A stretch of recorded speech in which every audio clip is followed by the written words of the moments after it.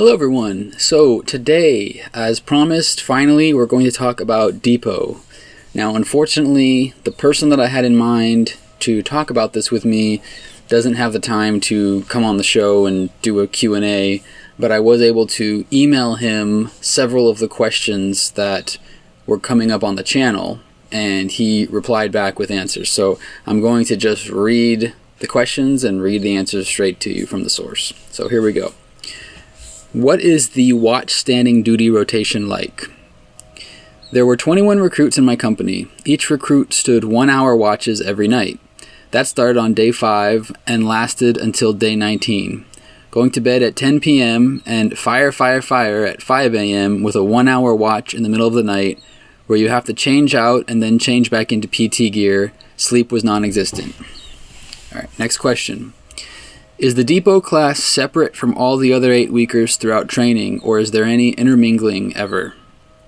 The answer, at 30 years old in the depot program, I was the median. The youngest was 24 and eldest was 44. There was a special exemption for the older recruits. They were badasses in other branches, and the Coast Guard desperately needed them. One guy couldn't swim at all, and they brought in a special swim teacher and taught him to swim every morning at 4 a.m. for 2 weeks. That's how bad they wanted him. I wouldn't say there was intermingling. We were older, we were different, we were squared away before we arrived in Cape May. A couple people showed up not ready at all. They lasted less than 24 hours. The difference between depot and boot camp is illustrated by the fact that fire started on day 1. We were screamed at on the bus when we arrived. We had to recite the military alphabet on day 2 without error. Alright. Next question, what was your experience like week by week with only 3 weeks to get squared away? Like I said, my recruiters told me to be squared away before I arrived. I had 7 years experience on a Marine Corps base. Nothing was a shock other than how my body reacted to the stress. Next question, what should I expect for the 3-week training? The Marines are the hardest of boot camps. Coast Guard is second. Depot is an accelerated version. If the regular recruits did 5 days of rope climbing before they were expected to pass, the depot recruits got 3 attempts to pass. Depot recruits aren't there to learn how to get stronger. They are expected to follow every command without confusion or question. Next question. I'm more curious to how the weeks are broken up, since it goes from 8 to 3 weeks. Also, since we have to pass the PT test first try, I wanted to know the order on how the test is administered, or if it's just random order, i.e. push-ups, sit-ups, run, and then swim and tread, just so I can work out in that order. We were shoved in between the general population schedule. I had to do my swim test at 5 a.m. because the pool was full the rest of the day. We ran the mile with 2 other general companies. There isn't a set schedule. It's do it and pass when the CC tells you to. And if you don't pass, they will give you another try in the middle of the night with little to no warning.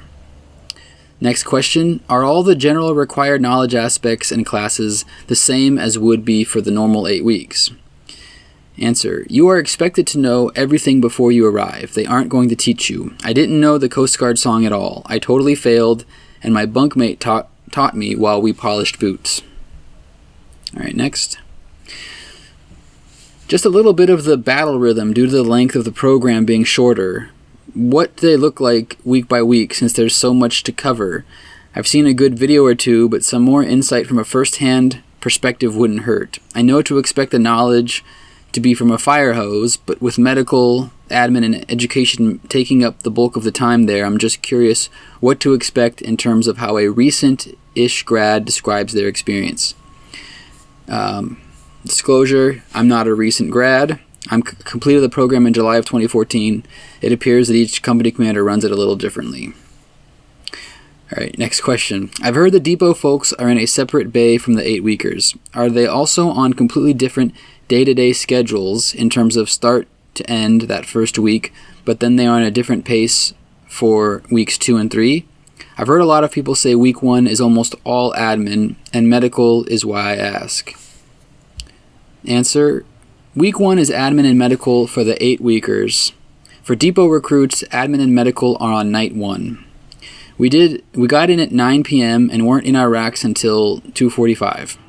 They did PT at 5:15. There's 0 downtime the first week. It is considered hell week. By week 2, I was waking up naturally 20 minutes before fire, so that I could take a nice long shit in peace.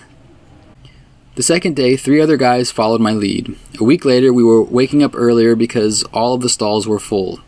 We weren't in a different building from the 8-wickers, but we had our own floor, females on one side and males on the other.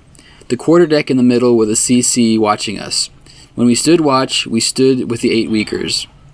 They talked a lot of shit because they were standing 4-hour watches and we were only 1 hour. What were living quarters like? Normal day-to-day schedule. Answer: PT in the morning, then chow, then marching or whatever physical training exercise we needed, then lunch, then more physical training, dinner at around 4 I think, and then 4 hours in a classroom, study and take a test. 8 p.m. shower and letter writing or prayer circle or polish your boots. Considered free time, but you can only do one of those things that I listed. 9 p.m. was lights out, and that's when the watch standing started. So those are all the answers. Sorry we couldn't have a more deep dive Q&A with the person here, but I was able to get those answers to the questions that were asked, and hopefully that helps some of you. And please feel free to let me know if you have any further questions. Also, if you are a recent grad of Depot, let me know. If you're interested, maybe we could do a little Q&A for the channel to get some info out there to more people. Thanks for checking in, and we'll talk again soon.